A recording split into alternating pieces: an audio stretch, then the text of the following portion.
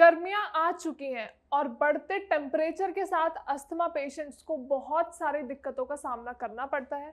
तो आज इस वीडियो में हम जानेंगे कि कैसे अस्थमा पेशेंट्स अपने अस्थमा को ट्रिगर होने से बचा सकते हैं इस समर सीजन में। Hello everyone, my self doctor संस्कृति, और आज इस वीडियो में हम डिस्कस करेंगे कुछ ऐसी इंपॉर्टेंट टिप्स जो बहुत ही फायदेमंद होने वाली हैं हमारे अस्थमा पेशेंट्स के लिए। क्योंकि गर्मियों में अस्थमैटिक पेशेंट्स के लिए दिक्कत बहुत ज़्यादा बढ़ जाती है। उन्हें बहुत ज़्यादा शॉर्टनेस ऑफ ब्रेथ होना शुरू हो जाती है, रेस्टलेसनेस होना शुरू हो जाती है। तो वो कौन सी ऐसी ज़रूरी बातें हैं जिनका अस्थमैटिक पेशेंट्स को ध्यान रखना है ड्यूरिंग दिस समर सीजन।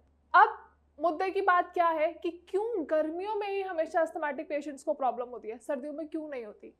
क्योंकि गर्मियों में हॉट एयर की वजह से हमारे एयरवेज बहुत ज़्यादा नैरो हो जाते हैं। एयरवेज नैरो होने की वजह से शॉर्टनेस ऑफ ब्रेथ होना शुरू हो जाती है और पेशेंट्स को खांसी उठना शुरू हो जाती है, जिसे हम कहते हैं धक्का लगना शुरू हो जाता है। और अस्थमैटिक पेशेंट्स के लिए ये बहुत ही ज़्यादा एक कॉमन प्रॉब्लम है कि उन्हें कभी भी अचानक से एकदम से उनका अस्थमा शूट अप कर जाता है और उन्हें एकदम से धक्का लग जाता है। तो ऐसी कंडीशंस में एंड पर्टिकुलरली समर सीजन में कैसे आपको सेफ रहना है, हेल्दी रखना है और अपने अस्थमा को बढ़ने से रोकना है। सबसे पहले अगर एक इम्पॉर्टेंट टिप की हम बात करें, हम अपने जितने भी वेट क्लोथ्स हैं उन्हें बाहर सूखने के लिए डालते हैं बालकनी में या फिर रूफ टॉप पे। और हम जो गलती करते हैं या फिर अस्थमैटिक पेशेंट्स जो गलती करते हैं वो क्या है कि कपड़े डायरेक्टली उतारे और पहन लिए। इससे होता क्या है, इससे बहुत बार पेशेंट्स को एकदम से नाक में खुजली होना शुरू हो जाती है, थ्रोट में इचिंग होना शुरू हो जाती है और खांसी धक्का लगना शुरू हो जाता है। अब हम समझते हैं ऐसा क्यों होता है। क्योंकि जब भी हम कपड़े बाहर सुखाते हैं गर्मियों के सीजन में स्पेशली, तो बहुत सारे ऐसे पॉल्यूटेंट्स होते हैं, ऐसे डर्ट पार्टिकल्स होते हैं जो हमारे कपड़ों पे चिपक जाते हैं। इसीलिए हमेशा हमें ये ध्यान रखना है कि डायरेक्टली कपड़े छत से उतार के आपको नहीं पहनने हैं।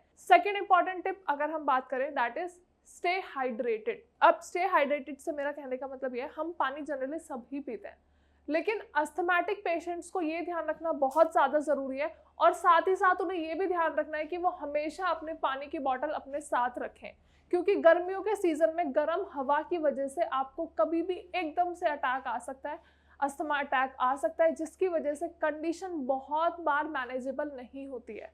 तो आपको हमेशा हाइड्रेटेड रहना है, अपनी पानी की बॉटल हमेशा अपने साथ रखनी है, ताकि कभी भी एकदम से सडनली अटैक आ जाए तो आप अपनी कंडीशन को थोड़ा सा सप्रेस कर सकते हैं, थोड़ा सा मैनेज कर सकते हैं। और समर्स हैं, गर्मियां हैं, तो हम सभी को ये पता है कि हम जितना ज़्यादा पानी पी सकते हैं उतना ज़्यादा हमारी बॉडी के लिए हेल्दी है। क्यों है? क्योंकि हमारी बॉडी में प्रॉपर अमाउंट ऑफ फ्लूइड और इलेक्ट्रोलाइट्स होने चाहिए। लेकिन जब हम पानी नहीं पीते हैं तो हमारी बॉडी से fluids as well as electrolytes की कमी हो जाती है, जिसकी वजह से हमें बहुत सारी प्रॉब्लम्स होती हैं और हमें सांस लेने में भी दिक्कत होना शुरू हो जाती है। Now the third tip is exercises. Generally गर्मियों के दौरान अस्थमैटिक पेशेंट्स एक्सरसाइजेस नहीं करते हैं, या फिर बहुत सारे डॉक्टर्स उनको ये रिकमेंड करते हैं कि आप एक्सरसाइजेस ना करें। लेकिन लेट मी टेल यू, आप एक्सरसाइजेस कर सकते हैं, लेकिन कब? सुबह के टाइम, फ्रेश एयर में, प्लीजेंट वेदर में आप एक्सरसाइजेस अच्छे से परफॉर्म कर सकते हैं। क्योंकि दिक्कत हमारे पेशेंट्स को कब होती है? दिक्कत जब होती है जब हवा बहुत ज़्यादा गर्म होती है, यानी आफ्टरनून में जब पेशेंट्स एक्सरसाइजेस करते हैं तो गर्म एयर की वजह से, जो मैंने पहले भी आपको बताया था, हमारी एयरवेज नैरो होना शुरू हो जाती है।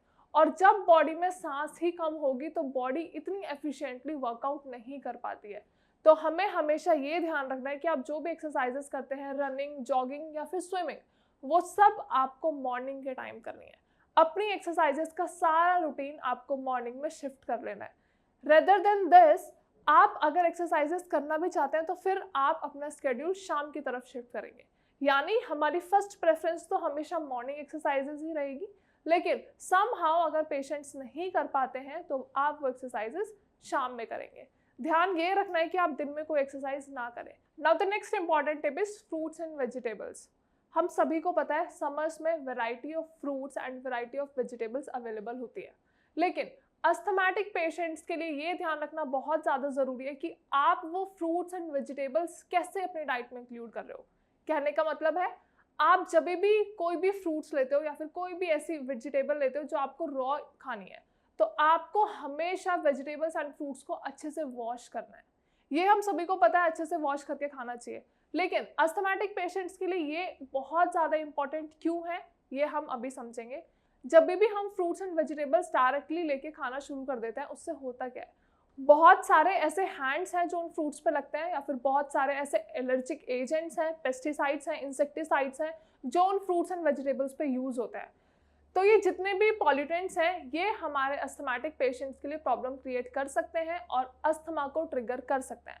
तो आपके लिए ज़रूरी बात ये है कि आप सारे फ्रूट्स एंड वेजिटेबल्स जो भी आप कंज्यूम कर रहे हो उन्हें अच्छे से वॉश करके फिर खाएं, क्योंकि अगर एक कोई भी ऐसा पॉल्यूटेंट है या कोई भी ऐसा एलर्जिक एजेंट है जो हमारी बॉडी में गलती से चला जाता है, उसकी वजह से आपका अस्थमा बहुत ज़्यादा ट्रिगर हो सकता है और अल्टीमेटली पेशेंट्स को बहुत ज़्यादा दिक्कत होती है, क्योंकि बहुत बार अस्थमा मैनेजेबल नहीं होता है।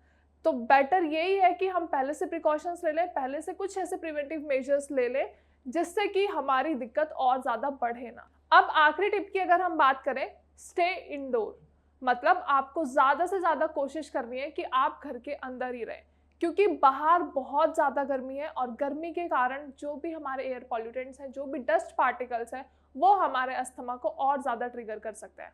तो अस्थमैटिक पेशेंट्स के लिए घर के अंदर रहना, कूल टेम्परेचर में रहना, एसीज में रहना, कूलर्स में रहना ज़्यादा प्रेफरेबल है कंपैरेटिवली बाहर के टेम्परेचर से। और उसके साथ साथ एक ज़रूरी बात का और ध्यान रखना है कि उनको हमेशा अपना इन्हेलर, अपना रिलीफ इन्हेलर हमेशा अपने पास रखना है। क्यों रखना है? क्योंकि बहुत बार ऐसा हो जाता है कि एकदम से अस्थमैटिक अटैक आ जाता है, एकदम से आपको ऐसा अटैक आ जाता है कि सांस लेने में बहुत ज़्यादा दिक्कत हो जाती है, साथ ही साथ खांसी भी उठना शुरू हो जाती है। तो ध्यान ये रखें कि घर में रहें ज़्यादा से ज़्यादा और अपना इन्हेलर अपने पास रखें। समहाउ अगर आपको बाहर भी जाना पड़ रहा है, आपकी ऑफिस टाइमिंग्स के लिए आपको बाहर जाना पड़ रहा है, तो एसेंशियल यही है कि आप अपने इन्हेलर को हमेशा साथ में ही रखें, क्योंकि कभी भी अगर आपको अटैक आता है या फिर आपका अस्थमा ट्रिगर हो सकता है तो आपका इन्हेलर आपको हेल्प करेगा। आई होप जो भी हमने टिप्स डिस्कस की हैं वो आप सभी को समझ आई होंगी। अगर अस्थमैटिक पेशेंट्स को वीडियो के रिगार्डिंग कोई भी क्वेरी है या फिर आपको कुछ समझ में नहीं आ रहा है, कोई ऐसी प्रॉब्लम है जो आप बहुत टाइम से फेस कर रहे हैं, आपको कोई रिजल्ट नहीं मिल रहा है, तो you can just directly call us on the number given below. आप डायरेक्टली अपॉइंटमेंट लेके मुझसे भी मिल सकते हैं। हमारी पूरी डॉक्टर्स की टीम आपको अच्छे से कंसल्ट करेगी, आपको बताएगी कि क्यों ये प्रॉब्लम हो रही है, कैसे आपको इस प्रॉब्लम को कंट्रोल करना है, कौन सी बेस्ट मेडिकेशंस लेनी है एंड कौन सी बेस्ट पॉसिबल आपको एक्सरसाइजेस करनी है। साथ ही साथ डाइट में क्या चेंजेस लेके आने हैं, कैसे आपको अपनी डाइट को इम्प्रोवाइज करना है फॉर द बेटर रिजल्ट्स, ताकि आपका अस्थमा बहुत ज़्यादा ट्रिगर ना हो, कंट्रोल्ड रहे और धीरे धीरे कम होना शुरू हो जाए। साथ ही साथ आप नीचे कमेंट सेक्शन में भी अपनी क्वेरीज मेंशन कर सकते हैं। Thank you so much.